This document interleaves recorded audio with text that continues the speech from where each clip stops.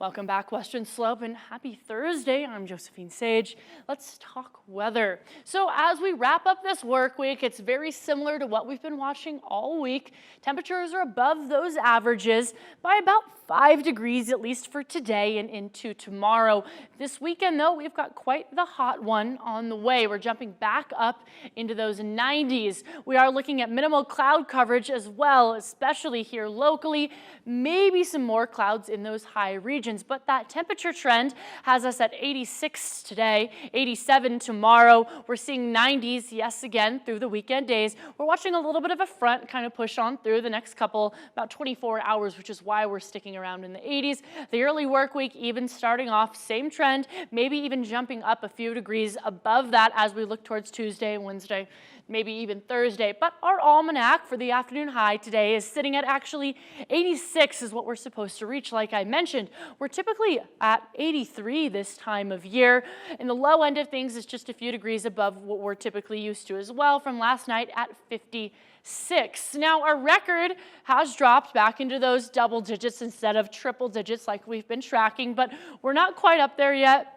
We'll notice in terms of our pollen forecast from the Allergy and Asthma Center of Western Colorado that things have shifted just a little bit with low tree pollen, moderate grass pollen, which is kind of a first for this time of year, low weeds and low mold as well.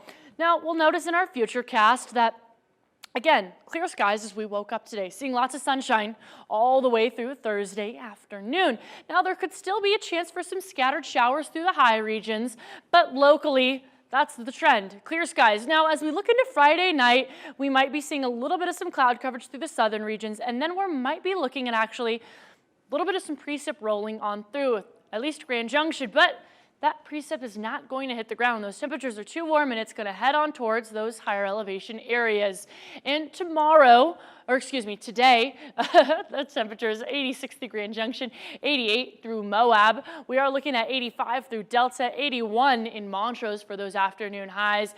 And even in those high regions, low 80s and 70s seen, which is still above those averages for the high areas. And as we look into tomorrow, that same trend for JUCO forecast, not even just today, but also into Friday, the very last day, unless it gets extended into Saturday, is 87 for the afternoon high with still mostly sunny skies in the books for us.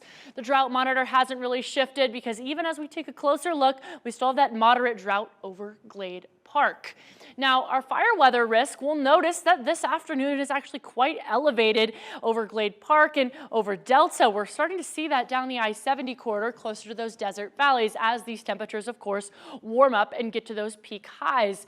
But as we get through, well, Friday, we'll see, of course, starting off the day nice, but then those afternoon hours when it's hotter out, that's when we start to see that elevated again. Please be fire weather aware. Now, Discovery Auto Group's 7-day forecast does have those hot temperatures returning through the weekend days, continuing into the early work week. We'll notice maybe Tuesday and Wednesday starting to pick up in terms of temperatures, but Montrose is just a few degrees behind, down in those low 80s before we see mid 80s from there on out and maybe a hot middle of the work week.